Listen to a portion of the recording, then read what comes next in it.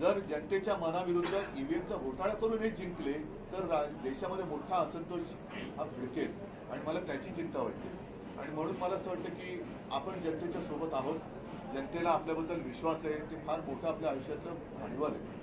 एकूणच काल सगळ्यात आधी भारतीय जनता पक्षाने मला वाटतं की 95 का 155 जणांची यादी जाहीर केली।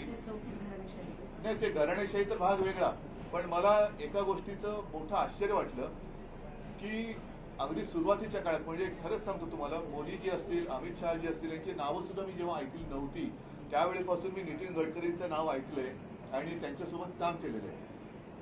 भारतीय जनता पक्षाचा एक निष्ठावंत कार्यकर्ता आणि त्यांनी शिवसेना प्रमुखांचं जे स्वप्न होतं मुंबई पुणे रस्ता हे विक्रमी वेळेत पूर्ण करून दाखवलं।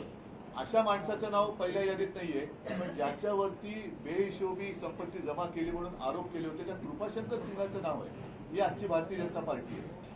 आणि अशी जर का लोक जर उद्या त्यांच्या विजयाची छाती ठोक गॅरंटी, आता काय झालेलं आहे, या गेल्या 10 वर्षात अनेक शहरांची, अनेक योजनांची, जुन्या योजनांची नावं पण बदलली, ती पुन्हा त्यांच्या नेत्यांच्या नावानुसार केली। काही रेल्वे स्टेशनची नावं बदलली, काही शहरांची बदलली। तसंच मला असं वाटतं की आता जुमलाचं नामकरण गॅरंटी झालेलं आहे।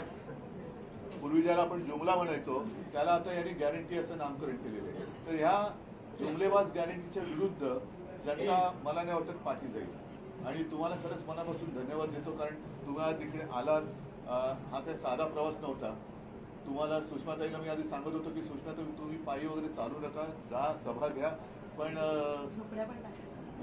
पण ते झोपड्यानंतर काढले की आता नाही तर तिकडे लोक परत राहिले। आणि नाही, तुमच्या झोपड्यांची पुन्हा जाहिरात व्हायची, प्रधानमंत्री आवास योजना, देखो सुषमाताई को घर दिया की नाही दिया।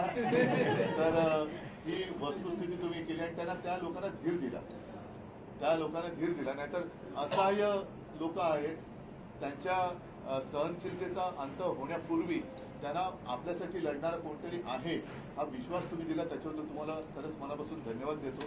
आणि मला खात्री आहे हा सगळा प्रवास हा केवळ तुमचा नाहीये, तर आपल्या भारतीय लोकशाहीचा प्रवास आहे की लोकशाही कोणत्या दिशेने चाललेली आहे, लोक काय म्हणतायत आणि प्रत्यक्षात काय होते। तर हा प्रवास फुकट तर नक्की जाणार नाही। आणि ज्या ज्या गोष्टी तुम्ही अनुभवल्या त्याच्याबद्दल मला एक तुम्ही, माझं तर म्हणणे की एकदा तुम्हाला वेळ देऊन तुम्ही चांगलं ते जिल्ह्याप्रमाणे टिपण करून द्या। साधारणतः मी तिथल्याच जाईन मी, कारण मी तर जाहीर सभेत विचारतो की आपण केलेली कर्जमुक्ती शेतकऱ्यांना विचारतो तुम्हाला मिळाली की नाही, संकटाच्या काळामध्ये केलेली मदत तुम्हाला मिळाली की नाही, कारण मी खुल्ला विचारतो। तर ते सगळेजण सांगतात। आणि नंतर आता आजच सकाळी मी बघितलं नितीन देशमुख पण आपले एक यात्रा करतात अकोल्यामध्ये, त्यांच्या सभेत एका शेतकऱ्यांनी ओरडून सांगितलं की आपल्या यात्रेमुळे आम्हाला अमुक मिळालं।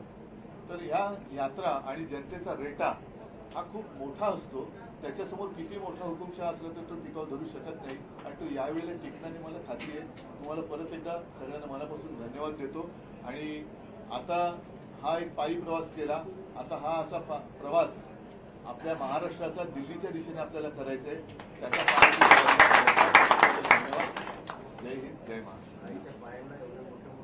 तिला आता जरा शांत, जरा 2-4 दिवस जरा आराम करायचं। हा सर, जय महाराष्ट्र